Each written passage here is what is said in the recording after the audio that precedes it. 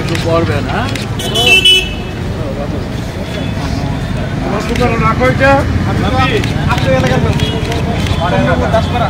ভারতবর্ষের নাগরিক।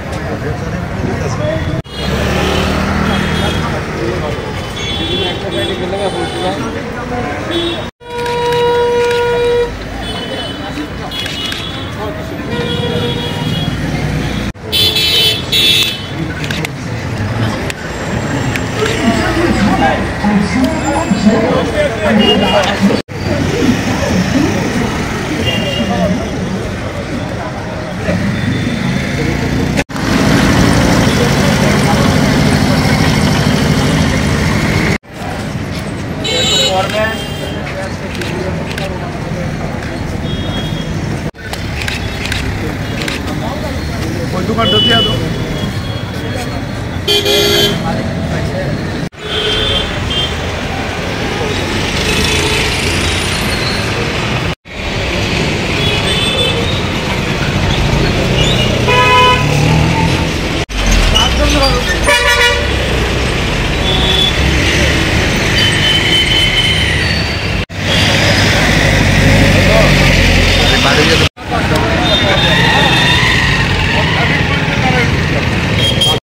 আমাদের দেশের কৃষি ব্যবস্থার উপর চরম আঘাত নিয়ে এসেছে এই বিজেপির সরকার।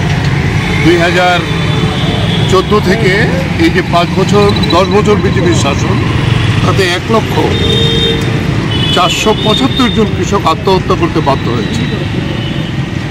এবং এখন পর্যন্ত যে আছে 5 বছরে, গত 5 বছরে প্রায় 1 লক্ষ কোটি টাকার উপরে কৃষি যে বরাদ্দ বাজেট খরচা করে, তাই কৃষির এই হাল।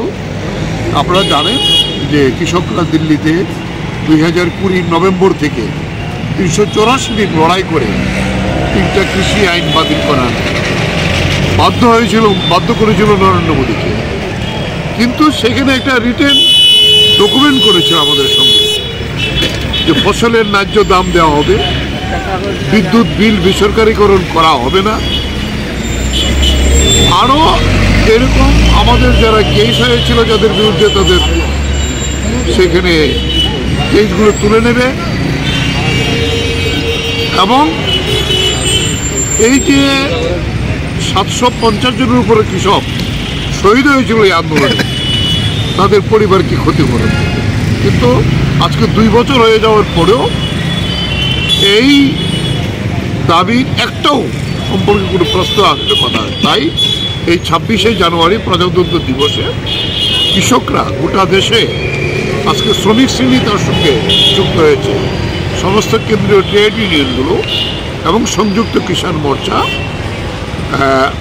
সরকারি যে মার্চ এটা শেষ হয়ে যাওয়ার পরে 12টার পরে গোটা দেশের 500 জেলাতে রুট মার্চ করবে এবং কৃষকরা সে প্রতিবাদ করবে দাবি আদায় করার জন্য। আমরাও আমাদের রাজ্যের মধ্যে এই কর্মসূচি গ্রহণ করেছি যে 26 তারিখ বিকাল 3টায় প্যারাডাইস চমনিতে আমাদের জমায়েত হবে। এখান থেকে আমাদের রুট মার্চ হবে, এরপরে আমরা সভা করব। এর পক্ষে আজকে আমরা আমাদের বক্তব্য নিয়ে জানিয়ে যে এই যে লিফলেটটি আমরা করেছি এই লিফলেটটি আজকে প্রচার করছি। আজকে সকালে আগরতলার বটতলা বাজার, লেকচুমনি বাজার, মোর্চমনি বাজার, বাজারগুলিতে আমরা এগুলো বিলি করেছি। এখন আমরা বেরিয়েছি আগরতলার মূল শহরে। আমরা আমাদের যারা শ্রমিকরা আছেন, যারা বিভিন্ন পেশায় নিযুক্ত মানুষ আছেন, তাদের কাছে আমাদের এই আবেদনপত্র নিয়ে যাচ্ছি। এটাই হলো আজকের এই কথা। Thank you.